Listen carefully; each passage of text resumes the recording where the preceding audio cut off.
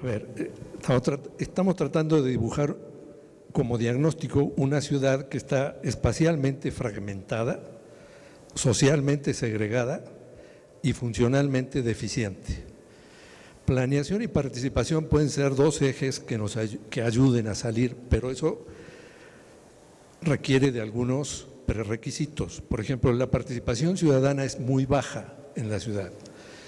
En las elecciones federales, si bien nos va, participa el 40% de la población electoral, y en la elección de comités vecinales participa menos del 3%. Entonces, eso habla que la participación está limitada a las organizaciones sociales que forman parte de lo que se llama sociedad civil, pero el grueso de la ciudadanía no participa y hay varios elementos sobre los cuales podemos delinear el por qué no participa. En parte es porque hay una vieja herencia de subordinación a papá Estado. O sea, el Estado es el que tiene que resolver mis problemas. En parte es porque a las autoridades no les interesa que la ciudadanía participe. En la medida en que la ciudadanía participe, los espacios de corrupción y de despojo se achican, se reducen, y eso no le interesa a la mayoría de los partidos políticos. Y tampoco le interesa al modelo hegemónico. Si algo caracteriza a este modelo neoliberal, como le llamamos, es la violencia, la corrupción y la impunidad. La participación ciudadana iría en contra de estas características. Y hay otro aspecto que me parece sumamente importante y que no consideramos en su debida medida, que es que acompañando o reforzando el proceso neoliberal, los medios de comunicación juegan un papel preponderante en generar una subjetividad de carácter individualista, hedonista, consumista.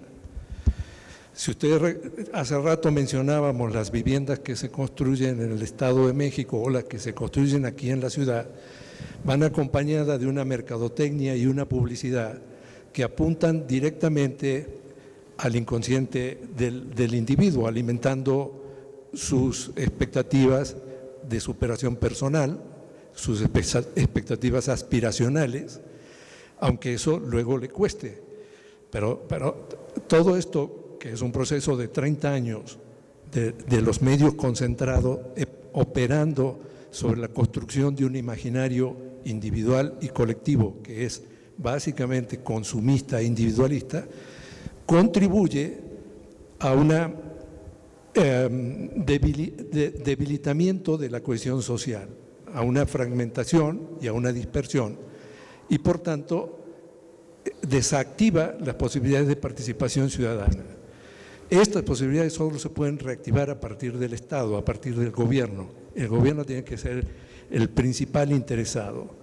Bueno, quisiera nada más un poquito lo que dijiste, Carlos, de no tenemos participación ciudadana en la Ciudad de México. Yo creo que no es la ideal, pero esta ciudad goza de una participación ciudadana envidiable para muchas otras ciudades.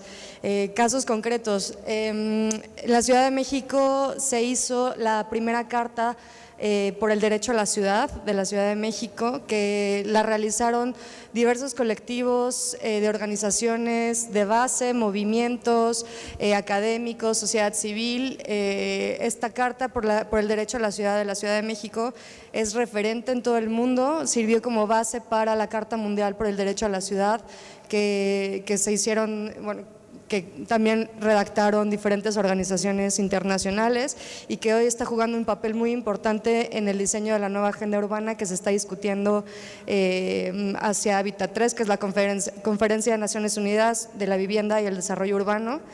Y bueno, eso no se hubiera logrado sin la participación de la sociedad civil. Y que además es una carta que firmó y reconoció Marcelo Ebrard cuando fue jefe de gobierno y ahora es un referente. Otro ejemplo, la lucha de los vecinos en contra del proyecto de SODES que hay en la ciudad, la lucha de los vecinos de Iztapalapa por el derecho al agua, el logro que tuvimos en contra del proyecto del corredor Chapultepec, que era un proyecto comercial y no de espacio público. En fin, el problema aquí es que, como dijeron ustedes también, tú mismo dijiste, el gobierno no quiere que participemos más, nos bloquean, nos echan a la policía, etc. Entonces, más bien hay que alimentar que la participación ciudadana crezca y que el Estado nos dé más mecanismos de participación, ya dieron algunos ejemplos, entonces bueno, eso es importante. Yo estoy de acuerdo contigo, Dulce, definitivamente hay muchos espacios de la población que está movilizado y que participa. Sin embargo, creo que nos quedamos mucho en temas de coyuntura, pues porque, como tú misma lo dices, el sistema a eso te empuja, ¿no? A participar solamente en temas de coyuntura. Sin embargo, creo que tendríamos que meternos también a movilizarnos en cuestiones de, por ejemplo, diseño institucional, de contraloría social, por ejemplo, de discusión de temas de fiscalización y de presupuestación, todos estos temas que nos venden como que muy técnicos, ¿no? Que ciertos especialistas tratan muy por encima y en los medios de comunicación y, ¿no? Este tema, y nosotros como ciudadanos, eso realmente es lo que nos afecta al final de cuentas, dado que son esas propias instituciones las que no nos permiten abrir el camino, ¿no? Para incidir donde se están tomando las decisiones, que es lo que comentaba Carlos. Nosotros no entendemos el funcionamiento institucional interno porque son cajas negras, y los propios funcionarios de escritorio que están diseñando las políticas y los programas públicos, tampoco hacen este salto, ¿no? Hacia donde estamos nosotros. Definitivamente es el gran reto, ¿no? Y desde que nació este proceso constituyente se nota, o sea, ¿por qué tenemos un proceso de una nueva constitución de la Ciudad de México? ¿La ciudadanía lo pidió?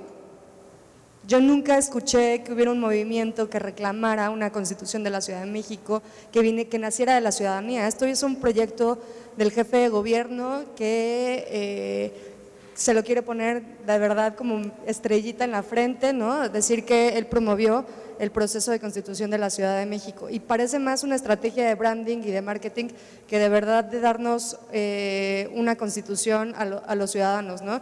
Y esto me parece súper grave, porque sí, ¿cuántas personas están involucradas en este proceso? Ustedes que participaron en el proceso de candidaturas independientes, ¿qué retos tuvieron, no? La gente ni siquiera sabe de qué se trata, como para qué necesitamos una constitución. Si la gente no sabe la importancia de una constitución y los riesgos que eso implica, ¿cómo podemos aspirar a que haya participación ciudadana en el proceso y en el momento en que tengamos que elegir a la asamblea? Y bueno, y también me pongo a pensar cómo la desigualdad es la causa por la que no hay tanta participación ciudadana, ¿no? Una persona que tiene que levantarse a las 5 de la mañana para desplazarse a su lugar de trabajo, salir a las 7 de la noche, regresar, atender a su familia, ¿en qué momento tiene tiempo de pensar en participación ciudadana?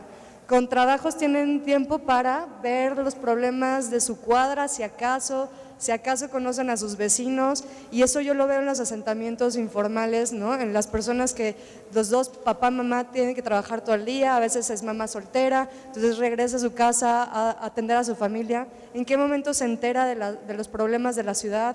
¿En qué momento se entera de la Contraloría, procesos de fiscalización a sus autoridades? ¿No? Entonces, la Constitución tiene que hacer, la desigualdad tiene que estar al centro, ¿no? ¿Cómo combatimos la desigualdad desde una Constitución? ¿Cómo a partir de esto podemos promover más participación ciudadana?